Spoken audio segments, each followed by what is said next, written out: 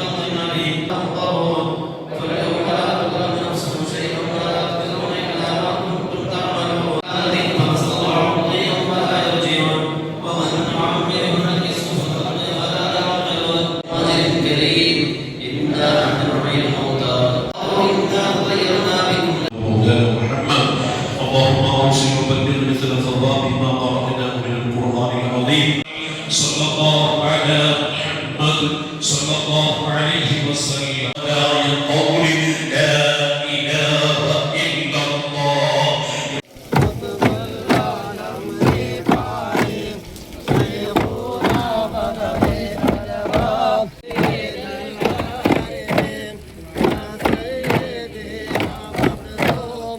ಅಸ್ಸಲಾಮು ಅಲೈಕುಂ ವರಹಮತುಲ್ಲಾಹಿ ವಬರಕಾತು.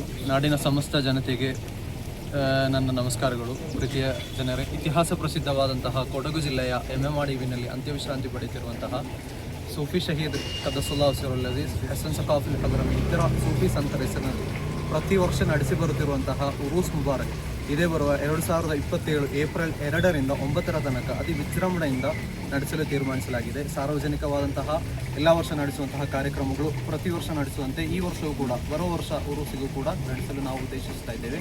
ಈ ಕಾರ್ಯಕ್ರಮಕ್ಕೆ ನಾಡಿನ ಸಮಸ್ತ ಜನರನ್ನು ಆಹ್ವಾನಿಸುವುದರೊಂದಿಗೆ ನಮ್ಮ ಊರಿನ ಈ ಉರೂಸಿನ ಪ್ರಚಾರವು ತಾವೆಲ್ಲರೂ ಕೂಡ ಭಾಗಿಯಾಗಬೇಕೆಂದು ವಿನಮ್ರನೆಯಿಂದ ವಿನಂತಿಸ್ತಾ ಇದ್ದೇವೆ. ವಿಶ್ರಾಂತಿ ಪಡೆಯುತ್ತಿರುವ ಸೂಫಿ ಸೈಯದ್ ವಲಿಯುಲ್ಲಾ ಹಾಗೂ ಸೈಯದ್ ಹಸನ್ ಸಕಾಫ್ ಇವರ ಹೆಸರಿನಲ್ಲಿ ವರ್ಷಂಪ್ರತಿ ನಡೆಸಿ ಬರುತ್ತಿರುವ ಉರೂಸ್ ನರ್ಸೆ 2027 ಏಪ್ರಿಲ್ 2ರಿಂದ 9ರ ತನಕ ನಡೆಸಲು ತೀರ್ಮಾನಿಸಿದ್ದೇವೆ. ಈ ಸಂದರ್ಭ ತಾಜುಲ್ ಇಸ್ಲಾಂ ಮುಸ್ಲಿಂ ಜಮಾಯತ್ನ ಪ್ರಧಾನ ಕಾರ್ಯದರ್ಶಿ ಸೈಯದ್ ಜಕರಿಯಾ ಸಅದಿ, ಎಮ್ಮೆಮಾಡು ಖತೀಬ್ ರಾಜಿಕ್ ಫೈಜಿ, ಜಮಾತ್ ಸಮಿತಿ ಸದಸ್ಯರು, ಶಹೀದಿಯಾ ಅನಾಥಾಲಯ ಅಧ್ಯಕ್ಷರು, ಸಮಿತಿ ಸದಸ್ಯರು ಹಾಗೂ ಸಮುದಾಯ ಬಾಂಧವರು ಪಾಲ್ಗೊಂಡಿದ್ದರು. ಪ್ರಾರ್ಥನೆ ಸೈಯದ್ ಇಲ್ಯಾಸ್ ಸಕಾಫಿ ತಂಗಳ್ ನೆರವೇರಿಸಿದರು. Kodagu channel news Duggala Sadananda ನಾಪಕ್ಲೋ.